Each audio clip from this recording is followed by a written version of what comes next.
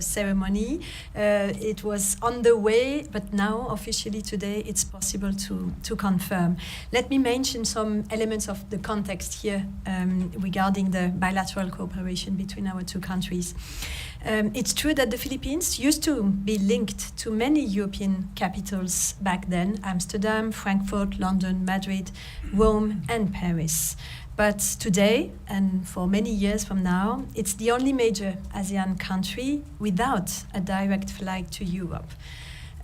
For 20 years, the Philippines has been lacking a direct connection with my country, France, and for 5 years with the European Union. It means that the reopening of a direct route between the Philippines and Europe has been eagerly awaited, and I'm particularly proud and happy that it is with Air France and a direct connection Paris-Manila flight today. It puts an end to maybe an anomaly by reconnecting the Philippines with Europe and France. It testifies also, I think, to Air France's confidence in the Philippines market at a time when flights between Europe and the Philippines are set to increase by more than 4% a year between now and 2042. After a 20-year absence, Air France will reopen an office in the Philippines alongside its historic partner, which is present here, KLM, already present in the country. The direct non-stop service between the Philippines and France will probably most likely boost trade, tourism, exchanges between our two countries, and more generally with the European Union. In terms of tourism, of course, with the connection of the two air hubs of Charles de Gaulle Airport in Paris and Ninoy Aquino International Airport here in Manila, consolidating the role of France and the Philippines as a gateway to Europe and Southeast Asia in terms of trade, at a time when negotiations on a free trade agreement are resuming with the EU. In terms of foreign direct investment, by removing a psychological barrier to trade and boosting the interest of French and European investors in a particularly dynamic Philippine market. The reopening of these direct routes was made possible thanks to the invaluable help of Secretary Jamie Bautista and the opportunity also of the modernization of NAIA. Secretary Bautista's support was indispensable in facilitating all the formalities with the Civil Aeronautics Board, the CAB, and the Civil Aviation Authority of the Philippines, the CAAP, whose Director General I would like also to thank today. And I also think about all your team behind you, Secretary, and particularly Under Secretary Bobby, who is here also with us today. The modernization of NAIA as part of the Build Better More program launched by President Marcos Jr. made this project possible. It's no coincidence that we are announcing the reopening of the line just a few days before the airport's privatization. I would like to sincerely thank Ramon Ang for his invaluable help also, and wish him every success in implementing this great project for the Philippines. The cooperation of the Philippines' two major airlines, Philippine Airlines and Cebu Pacific, was also invaluable. I would like to thank Captain Stanley Nang, Zander Lau, and Lance Gongkongwai for their help. The choice of December for the launch of the route has also a strong symbolic value. It's a real Christmas present, opening the line for the first weekend of the most important Bear month. It's also the weekend of the reopening of Notre Dame in Paris, 5 years after the fire that ravaged this monument to which Catholics all over the world are so attached. That is why it is really a great news today. It is now in our hands to make it a success in the long run. Mabuhay. Thank you so much for listening to me. Thank you, Madame Ambassador. And now let's hear from the Air France-KLM General Manager, Madame Croce. Thank you. Bonjour, good afternoon. Pleasure to be here with you today. Honorable Jaime Bautista, Secretary of the Department of Transportation, Her Excellency Marie Fontanelle, Ambassador of France to the Philippines, distinguished guests, and welcome media partners this afternoon. My name is Femke Kroese and I'm the General Manager for Air France and KLM for Southeast Asia and Oceania. And it's really a true pleasure, as mentioned also by the ambassador, to be here with you today to make this announcement. We are very proud to expand our network, and we will announce today that we are launching Air France Manila to Paris, starting on the 8th of December, and we will operate 3 days a week, Tuesday, Thursday, and Sunday. We will offer non-stop flights, so that's really the first, so to go to the city of Paris as per this date. And the flights will also be complementary with our already existing services of KLM Royal Dutch Airlines, which are actually operating on the other days of the week, so 4 times weekly on Monday, Wednesday, Friday, and Saturday. So it combines Air France and KLM, we will be offering daily services as from that date. We also offer very convenient night flights, so you will be arriving very early in the city of Paris to have the full day to explore. We are operating our A350-900, so the Airbus 350 series, which is also our new generation aircraft, so very environmental friendly. And actually in terms of CO2 emissions, it's 25% less than the prior aircrafts that we were using. In terms of the cabin layout, we'll be operating with 324 seats, 34 seats in the business cabin, 24 in premium, and 266 economy seats. And then to give you also the timings and the flight numbers, from Manila the flight number will be Air France 209, and it will depart in the evening at 9:50 p.m. and then it will arrive in Paris the following morning, very early, just before 6 a.m., 5 hours 50 a.m. in the morning. From Paris Charles de Gaulle, we will be operating with Air France 208, and it will depart from 10 hours 20 p.m. and will arrive in Manila the following day at 7:30 p.m. And the flight time, it will be approximately 14 hours for this direct service. 14, yes. Maybe also some information about the Air France-KLM group. So we operate one of the most extensive networks, not only in Europe, but also worldwide. The group combines, so it's Air France-KLM, but also we have a low-cost carrier, Transavia. We are operating close to 300 destinations worldwide. So from Paris, we really open up to the rest of the world as well. And as a flagship carrier, Air France is of course promoting France, and that already starts when you fly on board of our aircrafts. So especially the gastronomie and the food and beverage is important for French people. And we work, for instance, the Michelin star chef for our business class cabins who are preparing the menu. And we are also serving champagne in all of the cabins. So in the economy cabin, premium and business cabin, everybody can enjoy already a glass of champagne when taking off on our flights. So it's really the way to celebrate joie de vivre. So you can arrive in Paris in style. Our group is very committed also to the future, and we do find it important that we are playing also a role. So I was explaining already that we're starting to use more and more the new generation aircraft. So I'm very proud also that we will have that on the Manila route with the Airbus 350-900 series. But we also have made a commitment on sustainability as the Air France-KLM group. And we have a commitment to reduce our CO2 emissions by 30%, 30, by 2030. We are working on different angles. Of course, fleet renewal is one of the main ones. We're also having already a percentage of sustainable aviation fuel on board our flights. So this is really a strong commitment that we have as a front runner within the aviation industry. And by closing off, I would really like to thank, in particular, all the authorities for supporting. So Manila International Airport Authority, the Civil Aviation Board, the Civil Aviation Authority of the Philippines, of course, Honorable Mr. Bautista, Secretary of the Department of Transportation, with us today, and also Honorable Undersecretary Roberto Lim, who's also with us today, Ambassador Her Excellency Marie Fontanelle, and of course the full French Embassy team for making this possible in a relatively short period. So our appreciation, and we really look forward to start the services here from the 8th of December and to welcome all of you on board the flight soon as well. Thank you very much. Thank you. Thank you for all the details about the direct flight between Paris and Manila. I'm sure our friends in media have a lot of questions. They were so excited upon hearing the champagne. Okay, let's open the floor.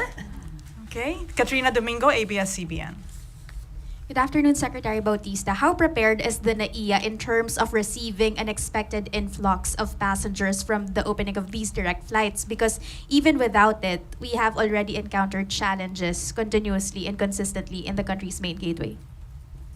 You know, NAIA is always ready to accept these passengers.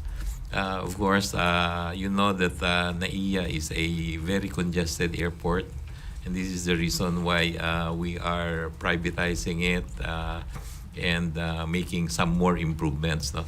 But for this particular flight, NAIA is very much prepared. NAIA will work closely with the officials of Air France-KLM, their ground handlers, their caterers, so that Air France will have a smooth operations here in the country. So no worries about getting some issues or problems for the passengers of this non-stop flight from Paris to Manila. Sir, follow-up question. You mentioned that the CAAP will work closely with the French Civil Aviation Authority to assist our agency for capacity building and improving safety and efficiency in managing the civil aviation. What aspects in particular will the French agency aid the Philippines in? It's a very extensive cooperation. One is adopting best practices in the industry. This training of technical people is one important aspect. No? Also, we're looking at following their practices in terms of environmental protection. No? So it's a wide range of cooperation. No? And we really wanted to work with them because we don't want to experience what happened in early 2000 when the Philippines was blacklisted in EU. Remember during that time, because we were blacklisted for non-compliance for international standards. No? We were blacklisted, and Philippine carriers were not allowed to operate in Europe. No? And also during that time, the Philippines was downgraded to Category 2 by the US FAA. No?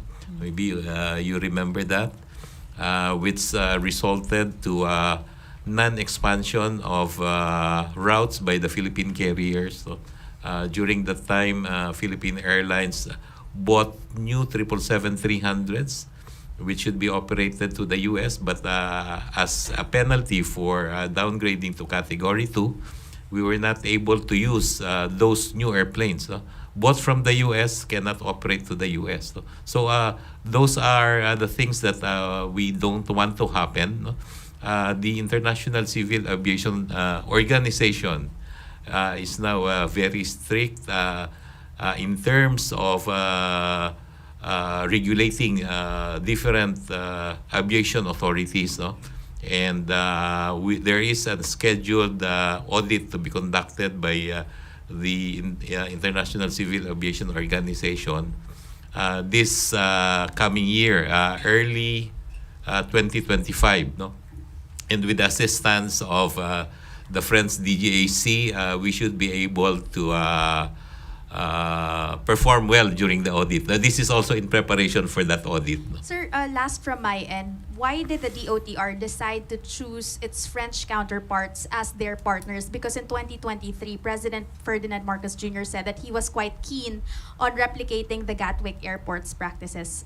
So why did the DOTr choose the French over the British this time around? Actually, Gatwick Airport is just an airport operations. No? So airport operations is very different from the regulatory function of the Civil Aviation Authority. No? So I think the French DGAC, having had very good experience in regulatory and aviation operations will be one of our best partners. No? Okay. Can I add to Yeah. that? Maybe just to answer also that when we signed the memorandum of cooperation last week, it was the kind of a renewal of vows. Actually, it was the fourth time that Yes. DGAC and the Filipino counterpart signed this agreement. So it's not new. Yes. Actually, it's a long-standing cooperation between DGAC and the Filipino see. authorities. I think it was the fourth time, so probably 2018. Yeah. Okay. It's every 2 years, Yes. basically. Thank you. Next question. Tristan Nodalo, Newswatch Plus. Hi, good afternoon. I think the answer to my question has already been touched by Ms. Secretary Jaime, but I just want to get more insights on what happened before, why there were suspension of direct flights between Philippines and France, and what changed now that you reopen it. And sir, if is it right that this is the first direct flight between Philippines and a European country? Yeah, could you enlighten us more about it? On that question, is this the first direct flight? This is the first direct flight from Europe to the country during the term of President Marcos. No? In the past, there were direct flights. No? Before pandemic, Philippine Airlines flies nonstop from Manila to UK, to London Heathrow. No? Even many years ago, Air France also operated non-stop from Manila to 20 years ago. 20 years. 20 years ago. It was a non-stop flight.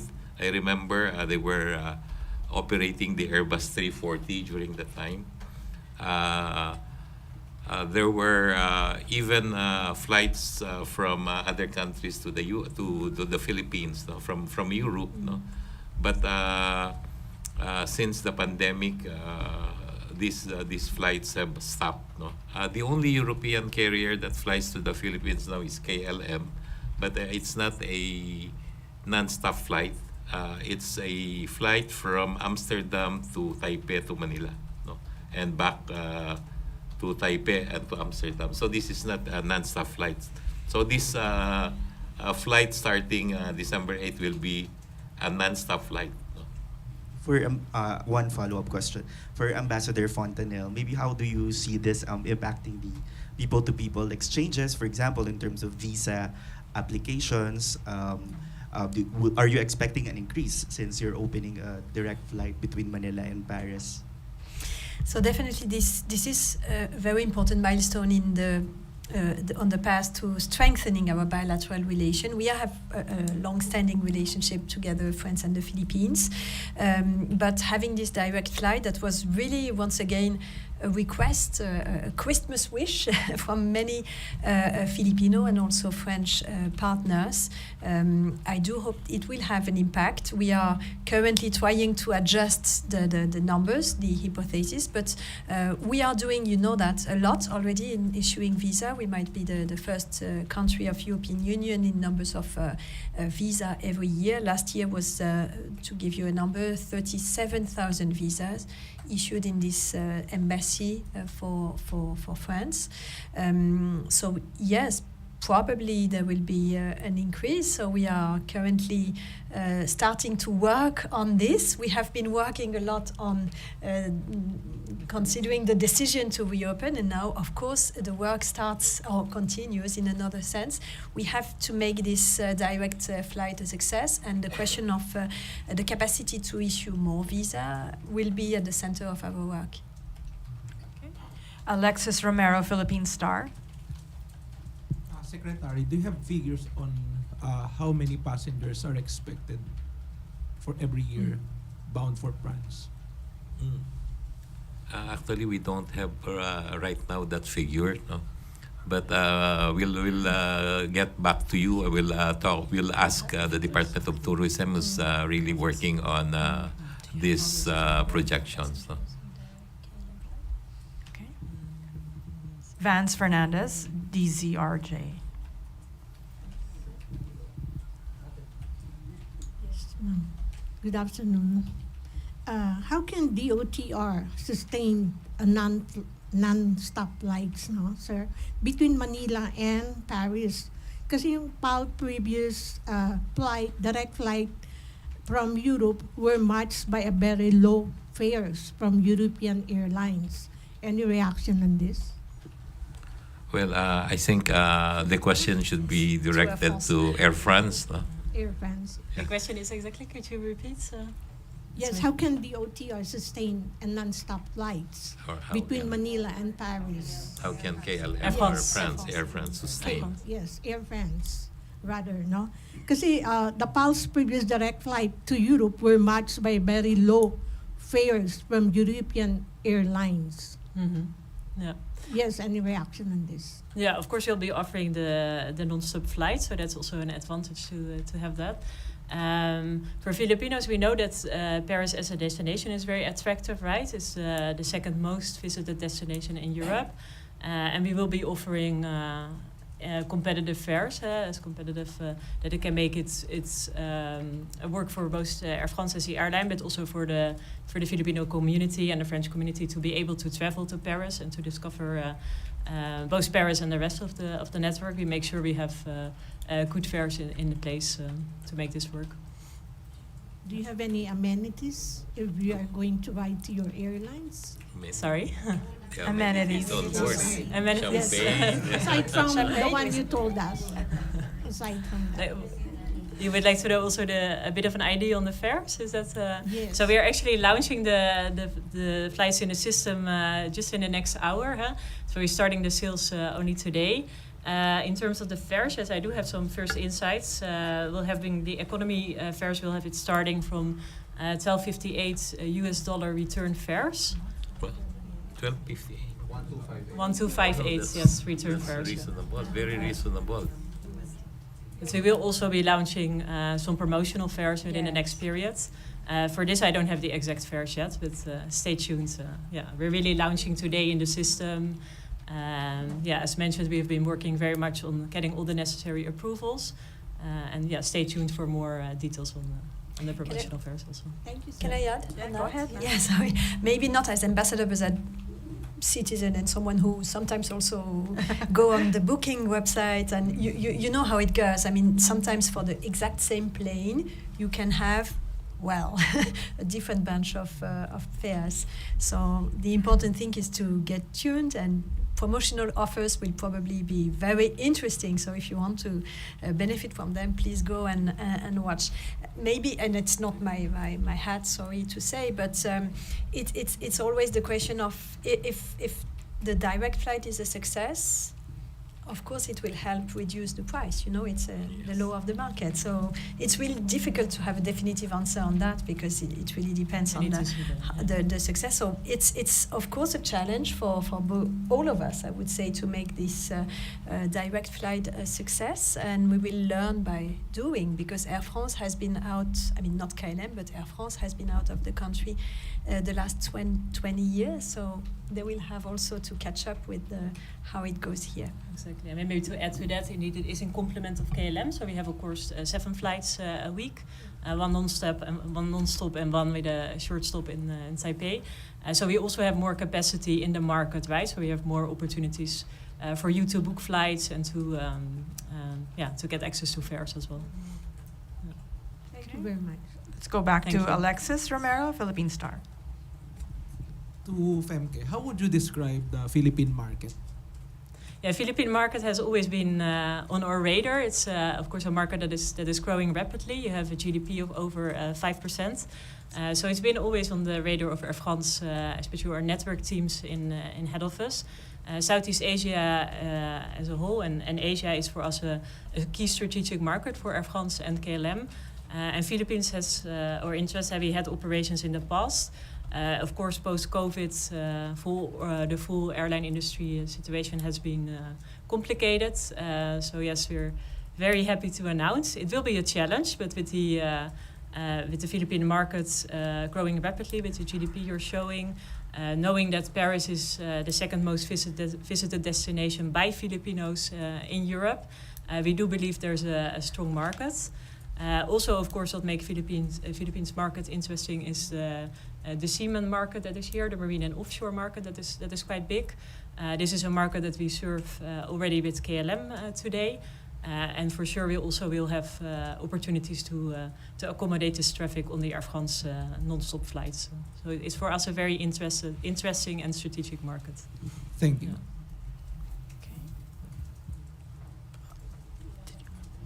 Let's go to Ivan Myrina first, GMA7. On a related point, how about the interest of the French people on the Philippines? How would you describe it? Yes. Yeah, I think the interest, the same way as from Filipino, I think the Paris is an interesting destination. From the French market as well, we have very high expectations. Actually, we expect also to sell quite a bit from our home market, France. There's a strong interest in tourist travel to Philippines. Of course, you have a rich country to discover in terms of opportunities to visit. So we really have very strong expectations also from traffic from France, but also the rest of Europe, also the other European markets. Yeah. Madam Amba, go ahead. Maybe to complement on that. The framework is that the relationship between France and the Philippines is growing, and we intend to put the bilateral relationship on a more political and strategic level. So it goes also with the fact that both President Marcos, President Macron decided really to intensify and strengthen our ties. On the tourism sector, yes, definitely there would be an interest from my compatriots towards your country, which is so beautiful and so much to visit that when you start looking, you just want to come here. But it's true at the same time that the fact that there was no direct flight so far was really a barrier. And for European tourists, French tourists, you look at the map of Southeast Asia and you choose also your destination by the fact that there is or there is not a direct flight. And because we looked at the market indeed before getting into this process, and we saw, for example, that the UK, which was the last direct destination, the flight was stopped just after COVID, right, 2 or 3 years ago. The number of UK tourists in the Philippines is really more important than other European tourists. And it cannot just be explained by the fact that they are British and that we are European countries. It's really directly linked to the direct flight. So we do hope that this direct flight will open up for many, many more tourists of Europe, and particularly my country, but not only, to make the choice of the Philippines.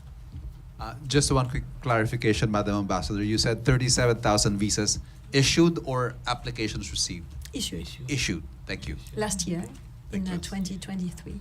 Maybe I should also ask, how hard is it to get a French visa? Try. Give it a try. Asking for a friend. Okay. You have to plan in advance. That would be my only recommendation. You have to take a long time before applying. We opened last year, maybe you remember, 2 new visa centers for application, one in Manila, one in Cebu, TLS. And they offer a real comprehensive bunch of services to make the journey towards France a good journey, starting from the visa application. So you could have already a good experience in TLS. They are really welcoming. And there are different types of services, even an apply anywhere service. If you cannot go to TLS, they can come to you. But then, considering the high number of applications that we receive, there is still a delay. Usually, we try to maintain the delay below 1 month. But I have to say that right now, which is a starting of a very intensive period of time, it's 6 weeks, for example. So my only advice is plan in advance to get the better fare of the plane and to get a visa in time. Okay. Thank you very much. Sam Medanilia, Business Mirror. For Secretary Bautista, as part of the direct flight agreement with France, will local carriers be also allowed to fly to Paris? Actually, we have an air service agreement with France. No, they allow also foreign carriers to operate to Paris or to other cities of France. No? In the past, Philippine Airlines used to fly also to Paris. No? That was many years ago. And I remember the flight stops in 2 cities before reaching Paris. No? So now it's very different. The airplanes are more modern. They can fly long haul. We call this long haul aircraft. So that's why it's a non-stop flight from France to Manila. No? But yes, we have landing rights with France. No? Aside from France, is DOTr also considering signing similar direct flight agreements with other European countries? Actually, we have air services agreements with many European countries. We have service agreement with even EU. Actually, we have an open skies agreement with EU, which we signed 2 years ago in Bali. This is ASEAN EU Open Skies Agreement. No? Thank you. Okay, last couple of questions. Again, Katrina Domingo, ABS-CBN.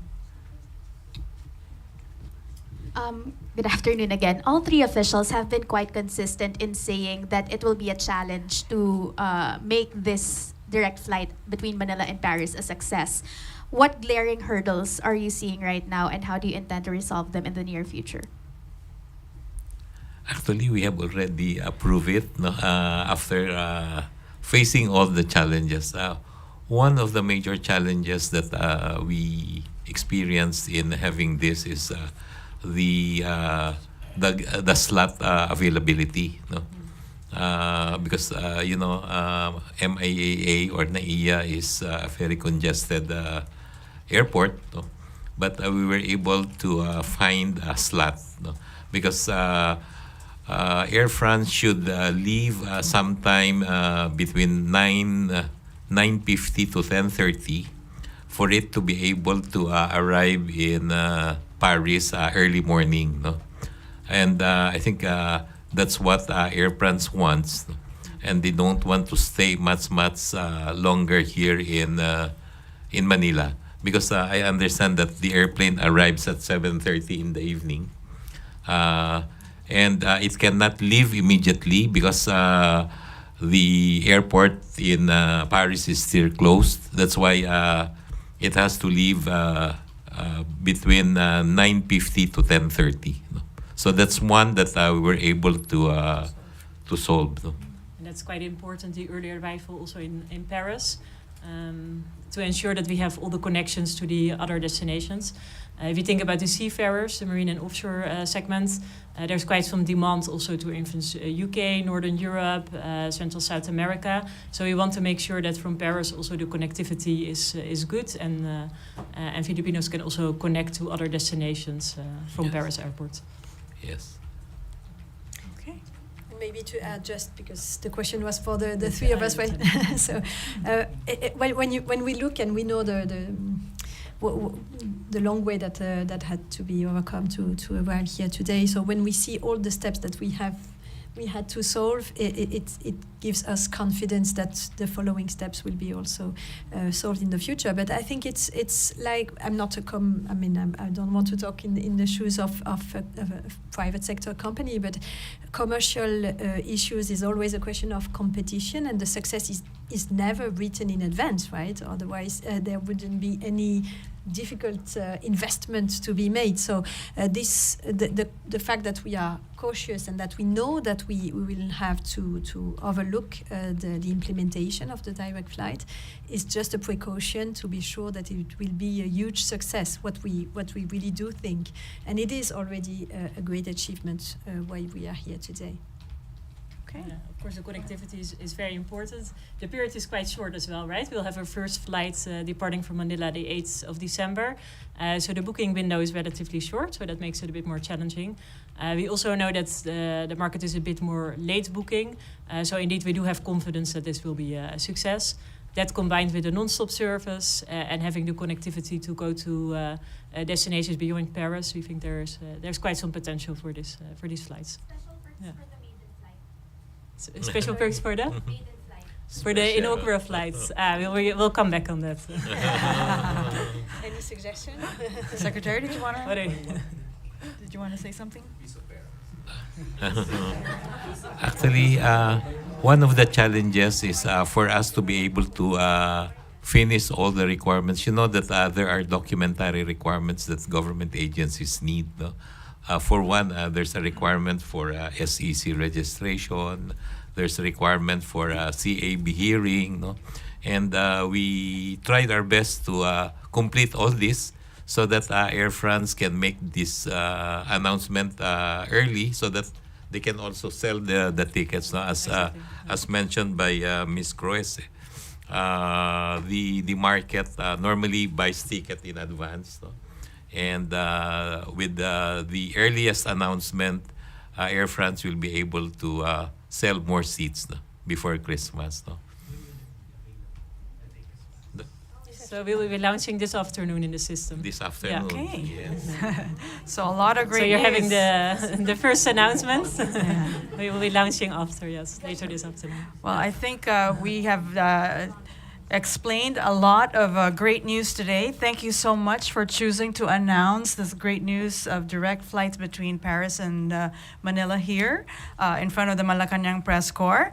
Of course, this is great news not just for travelers, but also for the relationship between the Philippines and France and the rest of the EU, and all the possibilities that it brings for not just tourism, but of course trade as well. So thank you again, Secretary Bautista, Ambassador Fontanelle, and Ms. Cruzo. And thank you, Malacanang Press Corps. This concludes our press briefing. Thank you very much. Thank you.